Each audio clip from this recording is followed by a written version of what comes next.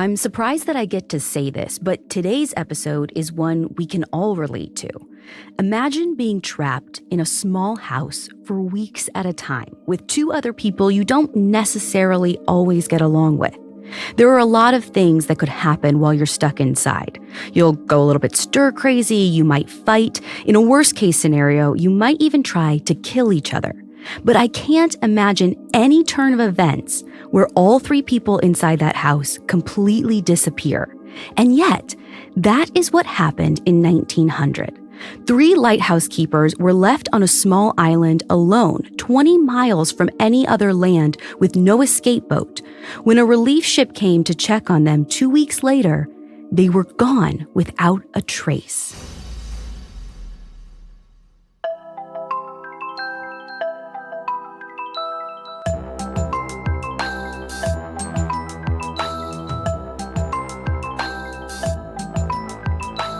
This is Supernatural, a Parcast original, and I'm your host, Ashley Flowers. Every Wednesday, I'll be taking a deep dive into a real unexplained mystery to try and figure out the truth. This week is about the disappearance of three lighthouse keepers on the Scottish island of Eilean Mor. You can find all episodes of Supernatural with Ashley Flowers and all other Parcast originals for free on Spotify. And if you like what you're hearing, reach out on Facebook and Instagram at Parcast and Twitter at Parcast Network.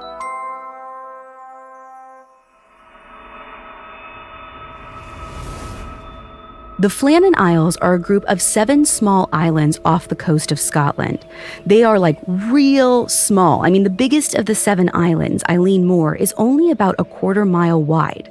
They're remote, rocky, and for almost all of history, they've been uninhabited and steeped in folklore. The author John Mitchell described Eilean Mor as, quote, a kind of other world haunted by supernatural creatures and the spirits of the dead, the place to which people were ferried and never returned. Up until the 1900s, there was only one man-made structure there, a chapel built in the 7th century in honor of an Irish preacher, St. Flannan. No one is really sure who built it or why or what happened to them, but folklore says that St. Flannan and his followers were scared away by magical creatures. Since then, the chapel has fallen into ruins and barely anyone has dared to set foot on the island. And the rare people who did followed some strange rituals to protect themselves. Sometimes shepherds would bring their sheep over to Eilean Mor to graze. When they landed on the bank, they would gather around the ruins of St. Flannan's chapel, take off their shirts, and pray 3 times. First, while crawling toward the chapel on their knees. The second, while circling around the chapel on their knees. And a third time inside or near the chapel. And there were other rules, like you couldn't kill a bird with a stone, you can't kill a bird after evening prayers, you absolutely cannot refer to the island you're on as the Flannan Isles, it's only to be called the other country. Other words are forbidden too. For example, the Gaelic words for water, rock, shore, sour, and slippery, they have to be substituted for synonyms or code words, or else. It's a complete mystery as to why these rules were adopted, but visitors took them very seriously. Over the centuries, though, these superstitions had mostly been forgotten. No one visited the Flannan Isles anymore. Most people wouldn't even sail past them because the rocky islands are hard to navigate, especially in bad weather, and there's no sign of life for at least 20 miles in any direction. So if you get shipwrecked there, you're dead. In order to prevent scenarios like that, in 1899, the second human structure was built on Eilean Mor, a lighthouse. A light could be seen from 24 miles away, so passing ships would know to steer clear before they got too close. Once the lighthouse opened, the crew was hand-picked by the superintendent of the Northern Lighthouse Board, or the NLB. This was a big job, both because the lighthouse was brand new and because the weather on the island was known to be dangerous. The winds get terrifyingly strong, and there are steep cliffs on every single side. The principal lightkeeper, James Duckett, was a seasoned pro with 22 years of experience. James almost didn't take the job because he knew it was so dangerous and he had a wife and 4 kids relying on him. But someone's got to do it, so he sucked it up and accepted the post. The way it works is there's a crew of 4 people assigned to the lighthouse, but at any given time, only 3 of them are actually on the island. The shifts rotate, so you're on duty for 4 weeks and then you get 2 weeks leave. So James has 3 assistant lightkeepers on his team. Thomas Marshall, who's 28 years old and only has a few years of experience, but he's already considered one of the best of the best. Then there's Joseph Moore, who's also 28 and brand new on the job. And the 4th crew member was a guy named William Ross. But at some point near the end of 1900, he got sick and was replaced by an occasional lightkeeper. And that's basically someone who isn't a lightkeeper by trade, but is basically trained to fill in if there's an emergency. So the occasional lightkeeper who takes Ross's place is this 40-year-old tailor named Donald MacArthur.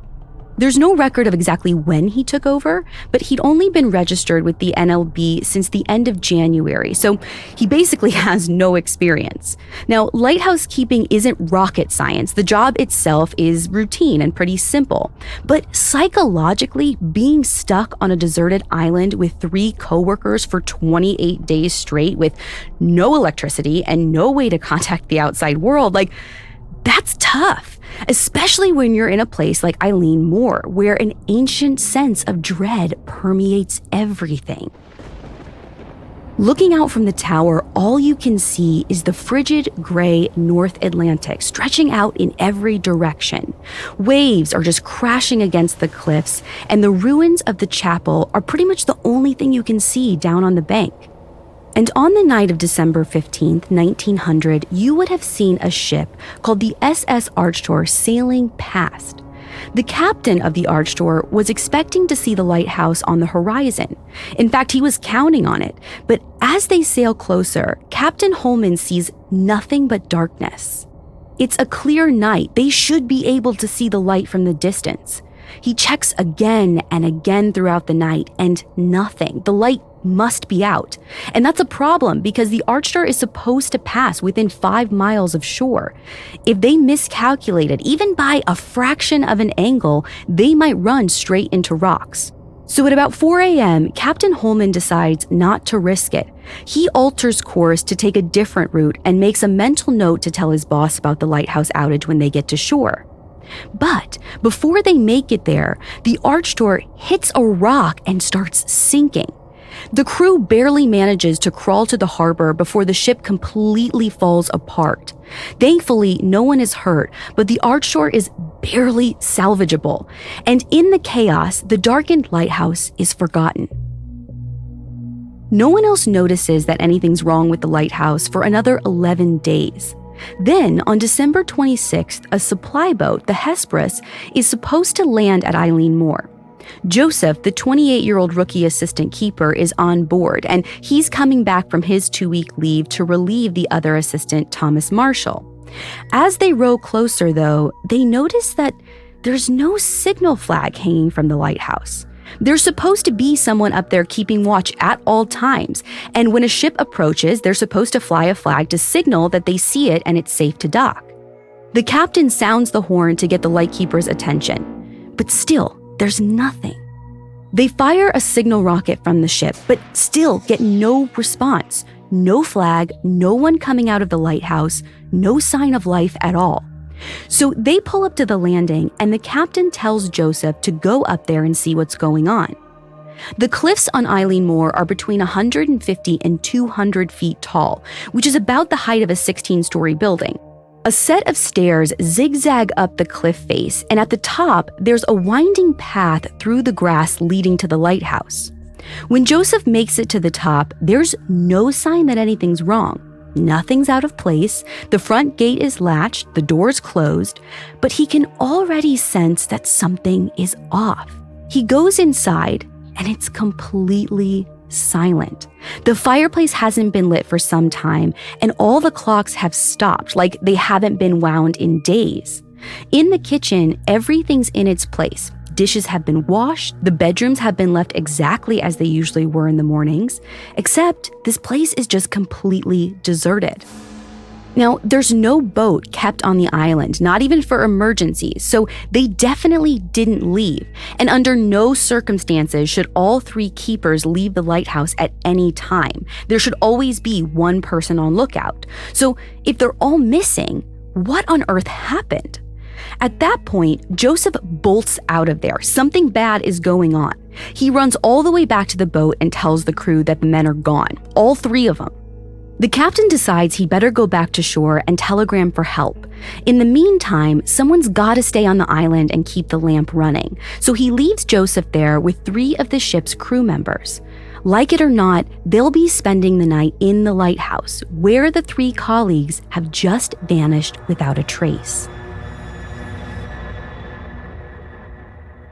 When we come back, we'll try and piece together what happened. Now let's get back to the story.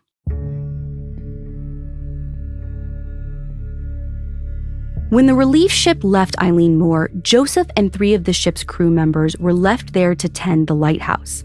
They go up to the light tower and everything looks eerily fine.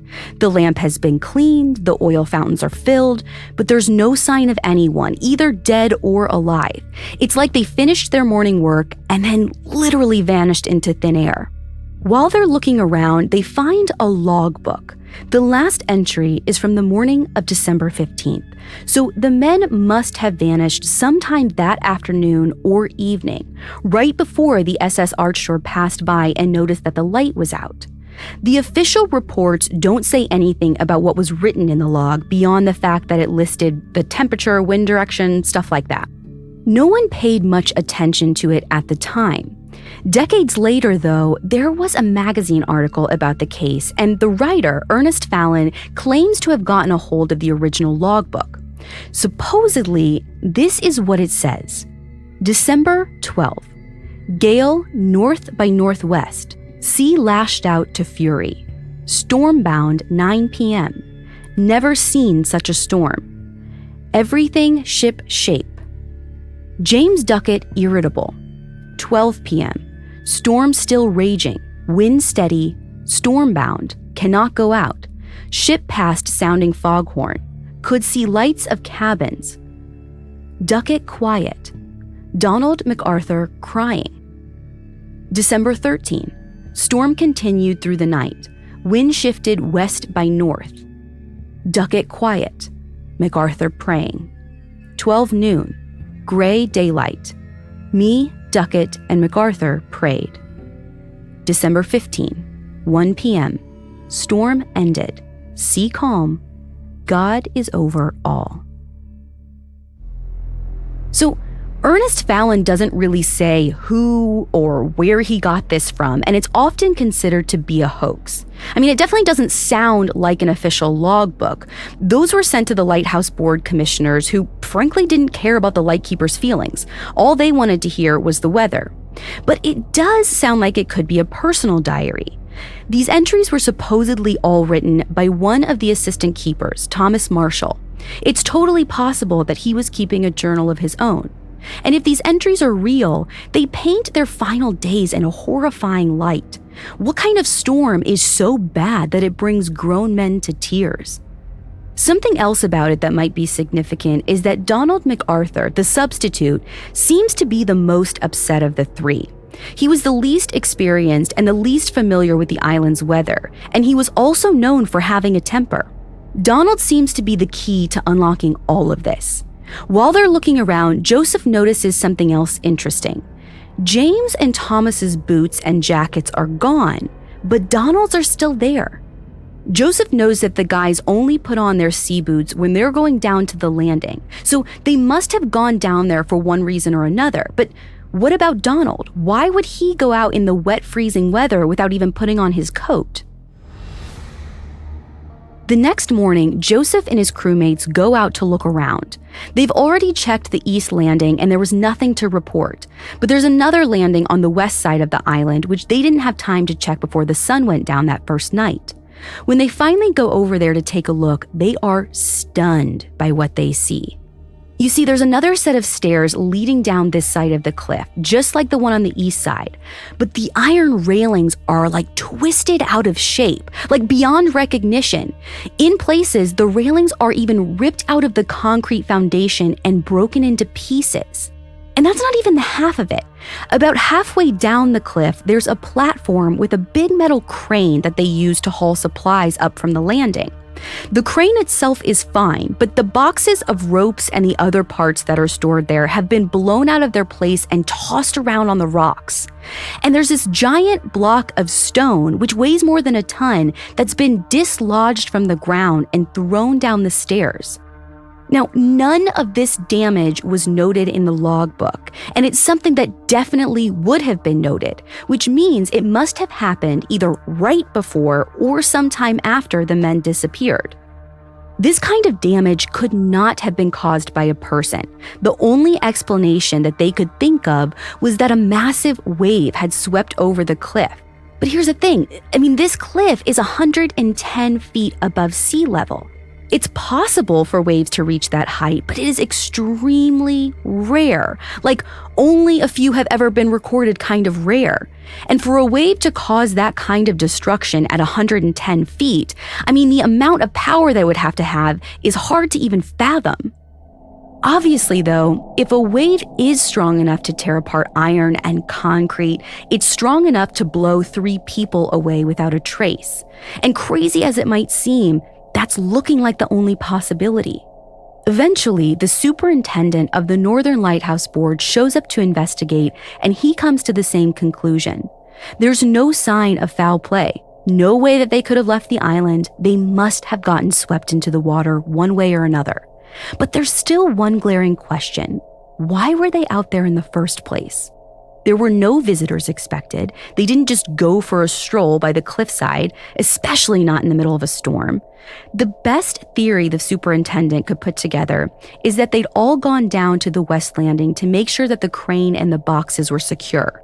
The April before that, James had actually been written up and fined for not securing the crane properly. So if the weather was getting bad, he probably wanted to make sure it didn't happen again. And on its face, that sounds really reasonable. But when you actually think about it, it seems weirdly out of character for experienced lightkeepers like James and Thomas. They'd both been on Eilean Mor for over a year at this point, and they knew better than anyone how dangerous the waves are. For one thing, it's hard to believe anyone would risk their lives to save a box of ropes, but beyond that, it's also bad lighthouse keeping. Their primary job is to keep the lamp running, so as far as their supervisors are concerned, protecting themselves is way more important than protecting the equipment. A 22-year veteran like James would not have let anyone go out there in the middle of a storm, especially not for the sake of avoiding a small fine. And even if 1 or 2 of them did decide to go down to the landing, there's no reason why all 3 of them should have been there. Rule number 1 is don't leave the tower unattended, ever, ever, ever. Not to mention the fact that Donald wasn't even wearing his coat. There must have been an emergency that lured him outside. But here's the thing. All of these issues are never really followed up on. This is kind of hard to believe in a modern perspective, but there's no extended search. The police don't get involved at all. Basically, the superintendent writes back to headquarters that the 3 men must have been blown out to sea, and that's kind of the end of the investigation. Joseph and the rest of the Megshift crew will have to stay there and keep the lighthouse running until they find replacements. Understandably, Joseph isn't thrilled about this. He wants to get off this island as soon as possible. He's so worked up that the superintendent tells one of the other crew members to keep an eye on him and sit with him during his shifts. The superintendent actually writes in his report to headquarters that if Joseph doesn't pull it together, they're going to have to transfer him. It's only natural to be upset when your 3 colleagues completely disappear, but it's hard not to wonder if there was something else making him nervous. Pretty much from the dawn of civilization, people have been terrified of this island. Shepherds wouldn't even step foot on it without praying 3 times for safety. And maybe they're right to be scared. A few months later, Joseph finally gets replaced and transferred to a different lighthouse. Everything's fine for a few years, and then out of the blue, the lightkeeper who replaced Joseph suddenly falls from the top of the lighthouse tower and dies. Now, to make things even weirder, remember William Ross, that lighthouse keeper who was out on sick leave when the other three disappeared? Well, around the same time, he suddenly dies too while working at another lighthouse. Coincidence? Maybe, but we've got 5 mysterious deaths related to the Eilean Mor Lighthouse in the span of a few years. 6 if you count the fact that the worker died when the lighthouse was still under construction back in 1899. It's almost like it was cursed from day one. Given the folklore surrounding the island, this mystery takes on a life of its own. Remember, this was only the second man-made structure that had ever been built on Eilean Mor, and the people who built the first one were supposedly run off the island by evil forces. It was believed by the locals that Eilean Mor was the place where the world of the living intersected with the world of the dead. After ritual sacrifices on other islands, the bodies were supposedly taken there to be offered up to the gods. That's why there are so many old superstitions about the island. It's holy ground. If you disrespect it, there will be retribution. So is it any surprise that immediately after these people take over the sacred island, build on it, carve stairs into the cliffside, ignore the traditions, that's when everything starts going off the rails? One popular theory at the time of the disappearances was that the lighthouse had angered whatever sea gods ruled the island. And according to this story, during that storm in mid-December, the boundary between the worlds of the living and the dead was ripped open, and the lightkeepers were ushered off into another realm, body and soul. Those first 3 disappearances should have been a warning to stay out, but no one listened. The lighthouse kept running, and the strange occurrences didn't stop.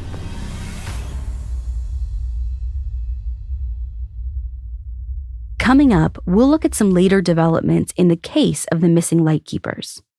And now back to the story. Over the years, the new lightkeepers on Eilean Mor didn't forget about the unsolved disappearances in 1900. Everyone had a theory about what happened. They were carried away by sea monsters. They were kidnapped by pirates. They were cursed and turned into birds. Or, a little more plausibly, one of them went mad and killed the others. Sometime in the 1930s or 40s, something eerily similar happened to another crew on Eilean Mor. One of the 3 lightkeepers suddenly fell ill with the flu. And then another one had a nervous breakdown. He started getting violent and threatening both of the others. The 3rd lightkeeper had to wrestle him down and tie him up. The next relief ship wasn't coming for 4 days, so that 3rd lightkeeper had to keep things running by himself while the one guy was sick in bed and the other was tied up in the corner losing his mind. Luckily, all 3 of them made it through without any casualties, but it casts suspicion that maybe something like this happened to the 3 missing lightkeepers from 1900. We know that Donald had a reputation for being hot-headed and emotionally volatile. He also wasn't used to the isolation of the job, and if those alleged logbook entries are to be believed, he was sort of losing his grip in the days before the disappearance.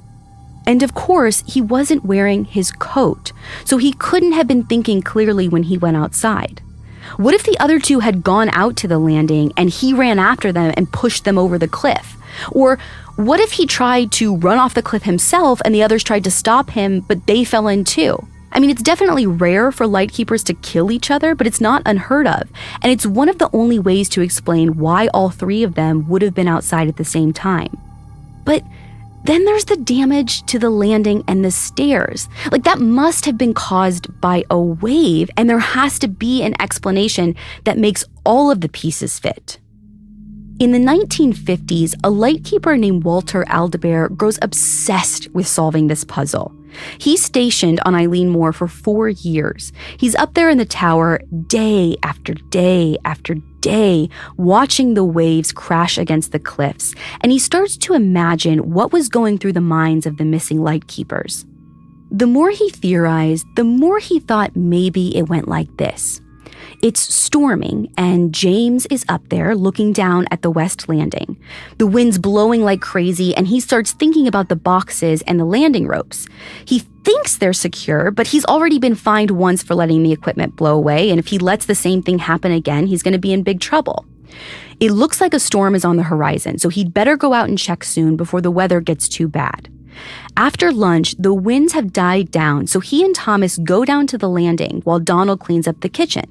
As they're walking down the stairs to the landing, the weather suddenly takes a turn for the worse.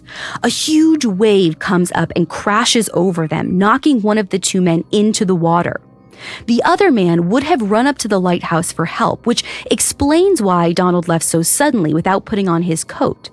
They then go back to the landing and try and rescue their colleague, but another wave comes in and pulls them in, washing all three of them out to sea.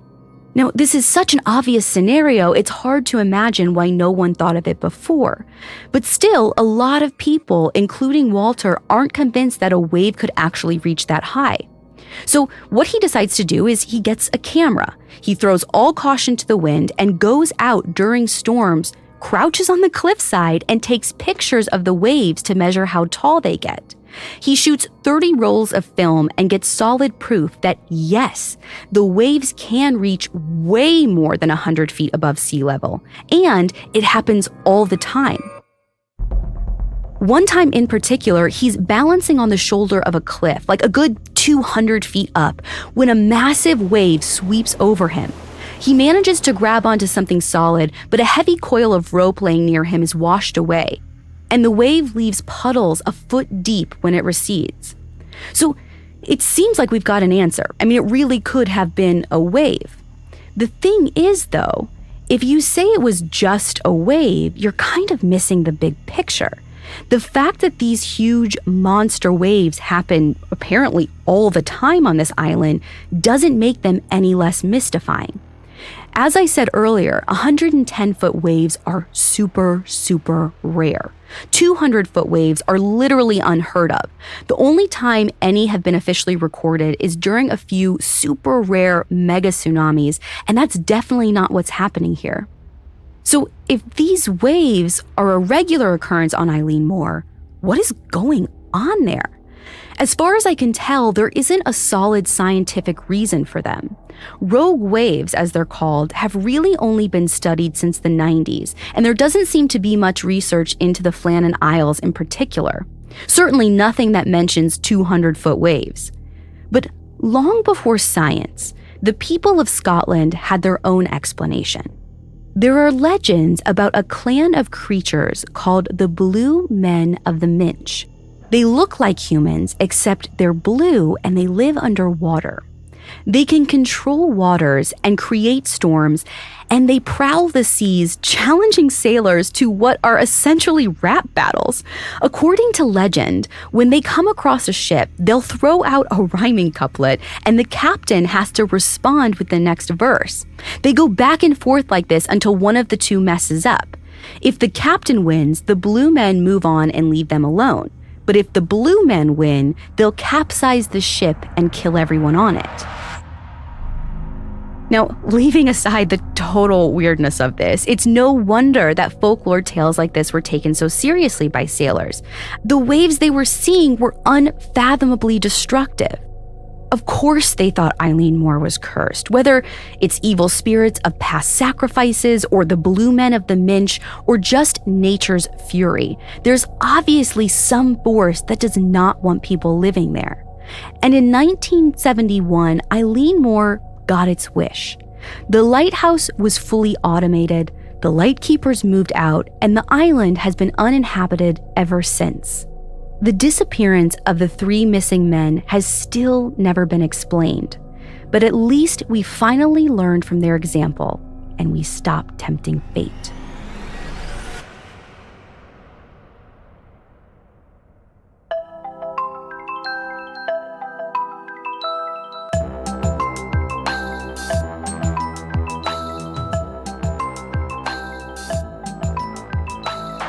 Thanks for listening. I'll be back next week with another episode. You can find all episodes of Supernatural and all other Parcast originals for free on Spotify. Spotify has all your favorite music and podcasts all in one place, and they're making it easier to listen to whatever you want to hear for free on your phone, computer, or smart speaker. And if you like the show, follow @Parcast on Facebook and Instagram and @Parcast Network on Twitter. Supernatural was created by Max Cutler and stars Ashley Flowers and is a Parcast Studios original. It's executive produced by Max Cutler, sound designed by Carrie Murphy, with production assistance by Ron Shapiro and Carly Madden. This episode of Supernatural was written by Kate Gallagher with writing assistance by Drew Cole. To hear more stories hosted by me, check out Crime Junkie and all Audio Chuck originals.